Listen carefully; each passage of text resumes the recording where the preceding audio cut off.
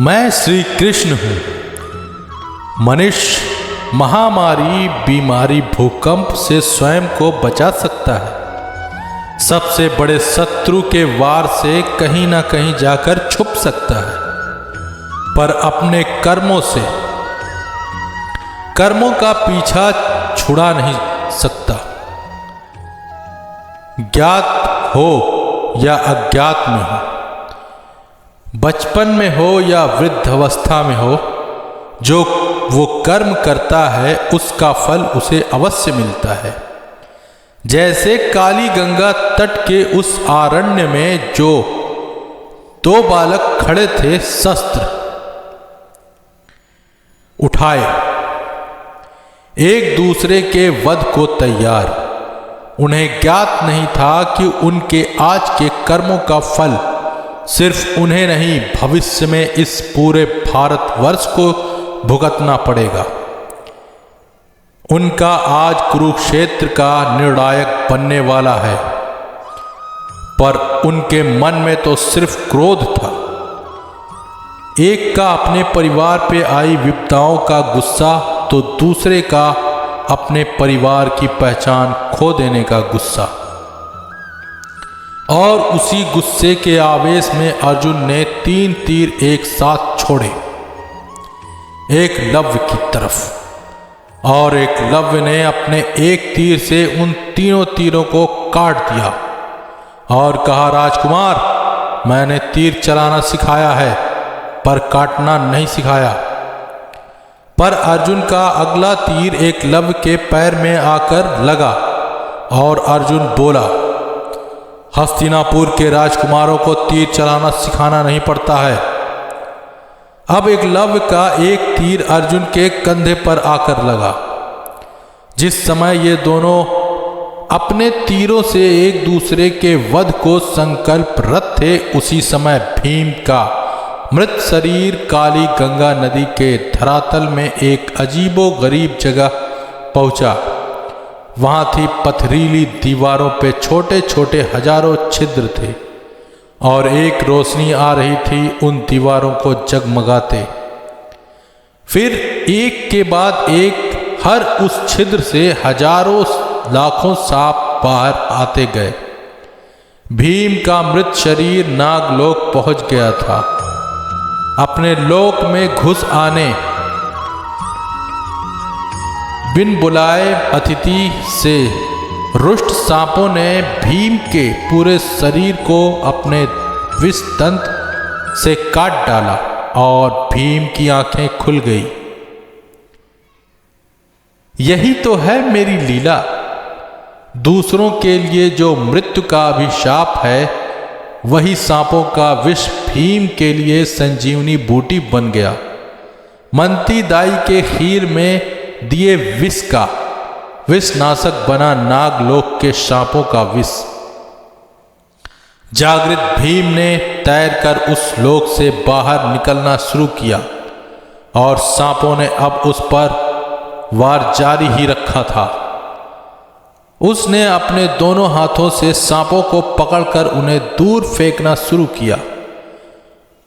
जिसे स्वयं मैंने, श्री कृष्ण ने महाभारत के लिए चुना था, मेरे उस अहम पात्र को यूं ही तो नहीं मरने दे सकता था। परंतु अभी चिंता वो पांडव था जो किसी एक के वध में प्रतिज्ञारत था। परंतु एकलव्य का प्राकृतिक कौशल अर्जुन के आध्यात्मिक कौशल से कहीं बड़ा था। अर्जुन हार गया था ये द्वंद्व, और हार का अर्थ था मृत्यु, और वो मैं अभी होने नहीं दे सकता था। अर्जुन के तरकश में अब मात्र एक तीर बचा था, और शरीर में हजारों घाव। अर्जुन ने जैसे ही अपना अंतिम तीर धनुष पे चढ़ाया, एकलव्य के अगले तीर के वेग ने उसका धनुष तोड़ दिया और उसे जमीन पर गिरा दिया, और कूद के उसके सामने खड़ा हो गया। एकलव्य अपना धनुष उस पर ताने। अर्जुन ने अपनी आंखें बंद कर ली और एकलव्य ने अपना तीर छोड़ दिया। अर्जुन ने आंखें खोली तो देखा वो तीर ठीक उसके बगल में जमीन पर गड़ा था। उसके सामने खड़े एकलव्य बोला, राजकुमार, इस भील से सिर्फ तीर चलाना नहीं, मित्रता का मान रखना भी तुम्हें सीखना होगा। ये कहकर एकलव्य वहां से चल दिया। एकलव्य जा रहा था और अर्जुन की हार की लज्जा के क्रोध में अपने बगल में गड़े एकलव्य के तीर को जमीन से बाहर खींचकर अपने हाथ में चुभो लेता है।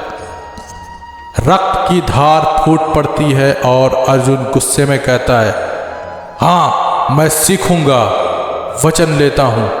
अर्जुन आज धनुर्धर विद्या का श्रेष्ठतम धनुर्धारी बनेगा। मैं तुमसे मिली ये हार अर्जुन की पहली और अंतिम हार है। एकलव्य, अब कभी अर्जुन हारेगा नहीं, किसी से भी, कभी भी नहीं। तभी आसमान में बिजली कड़की और वायु की एक लहर आंधी की तरह पूरे जंगल में फैल गई। प्राकृतिक ने अपना संकेत दे दिया। अर्जुन के वचन को स्वीकृति मिल गई थी। हार किसी भी स्वरूप में पसंद नहीं आती, पर आज की ये हार अर्जुन के जीवन के साथ ऐसी जुड़ी कि आने वाले भविष्य में अर्जुन ने सिर्फ और सिर्फ जीत के लिए ही अपना धनुष उठाया। एकलव्य से इस हार ने अर्जुन को एक हठ दे दी, और वो हठ ही तो चाहिए थी मुझे, श्री कृष्ण को, उस धर्म के महायुद्ध को जीतने के लिए। और मेरा भाई एकलव्य, जो अर्जुन से युद्ध जीतने के बाद भी अशांत था, मंती दाई ने उसके जीवन के पन्नों को ऐसा खोला था जहां उसे हर पन्ना खाली ही दिखाई दे रहा था। हिरण्यधानु के महल को देख अभी वो यही सोच रहा था कि क्या ये महल घर उसका था। हिरण्यधानु सच जानने के बाद क्या उसे अपना पुत्र वैसे ही मानेंगे।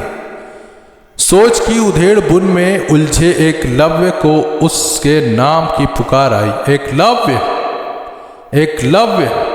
मां हिरण्यकशु उसे बुला रही थी, पर एकलव्य घर की बजाय जंगल में भागा। उसे किसी कोई बात नहीं करनी थी, उसे एकांत चाहिए था। भागता हुआ एकलव्य पहुंचा काली गंगा तट पर, और उसने देखा दूसरे तट पर बड़ा समारोह चल रहा था। कौरव सेना कुरु सेना आ चुकी थी। पांचों पांडव अंततः इकट्ठा हो ही गए थे, और धृतराष्ट्र ने आज्ञा दी, चलो हस्तिनापुर। अपने हाथियों पर सवार पांडव चले, और एकलव्य कूदा काली गंगा नदी में। नदी का तेज बहाव एकलव्य को बहाता लिए जा रहा था, और एकलव्य ने स्वयं को बहने भी दिया। उसे पता था ये पानी उसे कहाँ लेकर जा रहा है। फिर उसे पानी गिरने का शोर सुनाई दिया, और उसे आभास हो गया कि वो झरने के पास पहुंच गया है। वो ही झरना जिसे झूलते हुए और उसके मित्र ने एक दूसरे की जान बचाई थी, पर आज तो वो पानी के अंदर है, जो झरने के रूप में कई 100 गज नीचे गिरेगा, उस नुकीले पत्थरों पर जिनको धार देता आया है ये सदियों से पानी। उन पत्थरों पर गिरना मृत्यु थी, और यही एकलव्य चाहता था।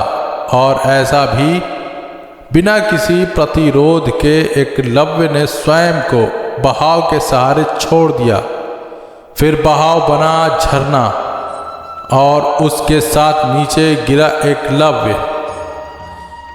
पर इस बार उसके हाथ बढ़ाकर लता पकड़ने की कोशिश भी नहीं की। वो नीचे गिरता गया, और उसने अपनी आंखें बंद कर ली।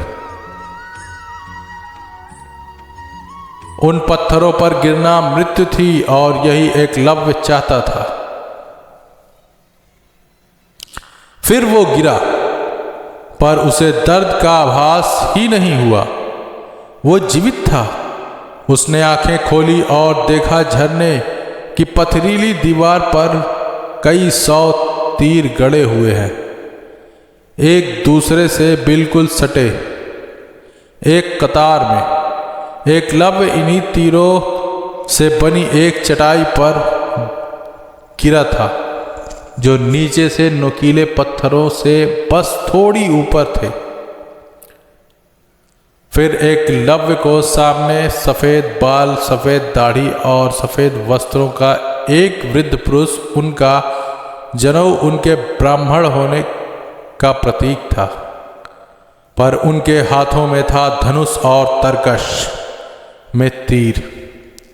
शांत स्वर में उन्होंने एकलव्य से पूछा, स्वयं को यूं धारा के साथ छोड़ देना अकस्मात पानी में गिरने वाले का कृत्य नहीं।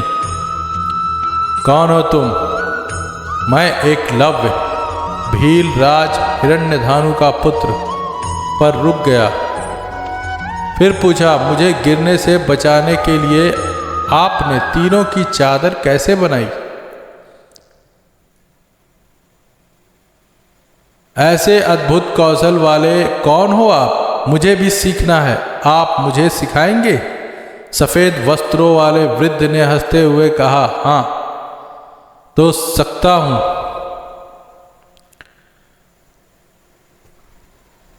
हाँ, सिखा तो सकता हूं। शस्त्र ज्ञान आचार्य हूं, नाम है द्रोण, पर मैं शिक्षा उसे ही देता हूं जो योग्य है। ये सुनते ही एकलव्य ने तीरों से बनी उस चादर को ध्यान से देखा, फिर द्रोण का धनुष लिया और बहुत सारे तीर एक साथ छोड़ दिए। उसके छोड़ते ही तीर द्रोण के तीरों के पीछे जुड़ गए। तीरों से बनी चादर अब और बड़ी हो गई। आचार्य द्रोण बोले, गड़े तीर से तो तुमने ज्ञात कर लिया कि उसे कैसे छोड़ा गया था। अद्भुत! ऐसा कौशल किसी बालक में वरदान है। वरदान स्वरूप दिन में ही हस्तिनापुर की जनता के लिए आज जब पांचों पांडव अपनी माता कुंती के साथ हाथियों पर सवार नगर में प्रवेश कर रहे थे, फूलों की होली और मंगल गीतों के बीच, और शकुनी अपना गुस्सा उतार रहे थे अपने पाशों पर, यही दिन वो यही नहीं चाहते थे। तभी उनके चेहरे के भाव को पढ़ चुके भीष्म ने कृपाचार्य से कहा, पांडु राजकुमारों को मात्र हस्तिनापुर लाने से हमारा धर्म संपूर्ण नहीं होता। कृपाचार्य, अस्त्र शस्त्र इन्हें विजय रखेगी और जीवित भी। पांडवों के लिए भारतवर्ष के सबसे उत्तम आचार्य को चिन्हित कीजिए अतिशीघ्र। पर वो सबसे उत्तम आचार्य को इस समय काली गंगा किनारे अपने नए शिष्य को धनुर्विद्या का ज्ञान दे रहे थे। उंगलियों की पकड़, अंगूठे का दबाव, कंधे और धनुष का कोण, द्रोण से मिल रही शिक्षा के मध्य एकलव्य अपने दुख और पीड़ा को भूल गया। पर द्रोण को समय का ज्ञात था। द्रोण बोले, प्रकृति का कौशल है तुम में एकलव्य। तुम्हारी जिज्ञासा और ललक एक दिन में मेरा सारा ज्ञान ग्रहण कर सकती है, परंतु आज के लिए बस इतना ही। सूर्यास्त मेरे पूजा का समय है, कल यहीं आगे सीखेंगे। एकलव्य ने द्रोण का चरण स्पर्श किया। द्रोण बोले, एकलव्य, जीवन में कभी भी कोई भी विपदा आए हार नहीं मानना और स्वयं के हाथों से अपना जीवन समाप्त कर लेना पाप है। तुम में से वो कौशल है जिनके अभ्यास से तुम विश्व विख्यात बन सकते हो। ईश्वर के इस वरदान का सदुपयोग करो। जाओ, मंगल रहो।